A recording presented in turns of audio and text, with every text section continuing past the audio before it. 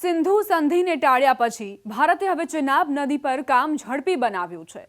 ચેનાબ નદી સિંધુ બેસિનનો ભાગ છે, જેને પાકિસ્તાનની જીવાદોરી માનવામાં આવે છે। 10માંથી 9 પાકિસ્તાની આ પાણી પર આધાર રાખે છે। ભારતના આ પગલાથી શહેબાઝ શરીફ અને આસિમ મુનિરની ચિંતા વધશે તે નક્કી છે। પાકિસ્તાનના પાણી પર ભારતનો અંકુશ હવે દૂરનો વ્યૂહાત્મક વિચાર નથી રહ્યો, તે જમ્મુ અને કાશ્મીરના પર્વતોમાં વાસ્તવિકતા બની રહ્યો છે। સ્પષ્ટપણે તેના ઈરાદા દર્શાવતા કેન્દ્ર સરકારે ચેનાબ નદી પ્રણાલી પર 4 મોટા જળ વિદ્યુત પ્રોજેક્ટને ઝડપથી પૂર્ણ કરવાનો આદેશ આપ્યો છે। અધિકારીઓને ડિસેમ્બર 2026 સુધીમાં પાકલદુલ અને કીરુ પ્રોજેક્ટ્સ શરૂ કરવા, માર્ચ 2028 સુધીમાં ક્વાર પ્રોજેક્ટ પૂર્ણ કરવા અને વ્યૂહાત્મક રીતે મહત્વપૂર્ણ રાતલે ડેમના બાંધકામને વધુ ઝડપી બનાવવા સૂચના આપવામાં આવી છે। આ નિર્ણય ઉર્જા મંત્રી મનોહરલાલ ખટ્ટરના જમ્મુ અને કાશ્મીરમાં 2 દિવસના ઓન ધ ગ્રાઉન્ડ નિરીક્ષણ પછી આવ્યો છે, જ્યાં તેમણે અનેક ડેમ સ્થળોએ પ્રગતિની સમીક્ષા કરી હતી અને સ્પષ્ટ કર્યું હતું કે હવે સમય મર્યાદાનો કડક અમલ કરવામાં આવશે। આ મુદ્દો ફક્ત વીજળી ઉત્પાદન પૂરતો મર્યાદિત નથી। ચેનાબ નદી સિંધુ બેસિનનો ભાગ છે, જેને પાકિસ્તાનની જીવાદોરી માનવામાં આવે છે।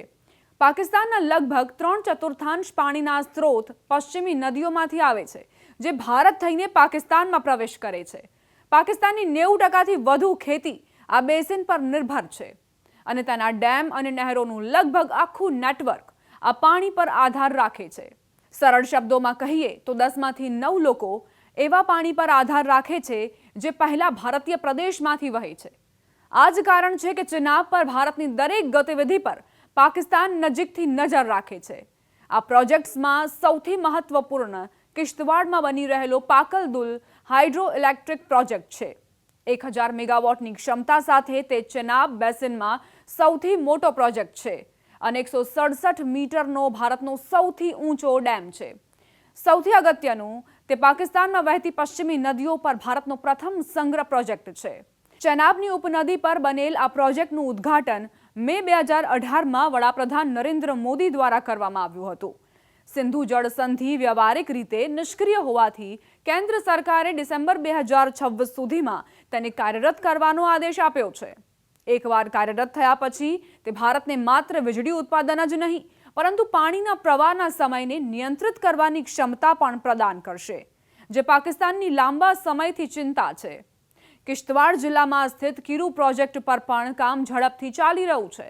ચેનાબ નદી પર 135 મીટર ઊંચો કીરુ ડેમ એક વહેતો પ્રોજેક્ટ છે, પરંતુ તેનું વ્યૂહાત્મક મહત્વ એ હકીકતમાં રહેલું છે કે તે ઉપર અને નીચે તરફ બાંધવામાં આવી રહેલા અન્ય પ્રોજેક્ટ્સની સાંકળનો એક ભાગ છે।